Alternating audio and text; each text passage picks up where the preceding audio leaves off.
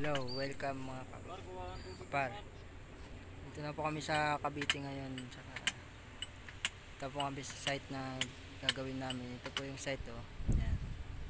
Lawak po. Ayan. Ito yung barracks namin. Ayan. Ito yung mga kasama ko. Papaya kami kasi mainit. Mga nakapaligid. Mga pabrika ng sabon, mantika. Ayan. Okay. Mamaya na lang po ulit.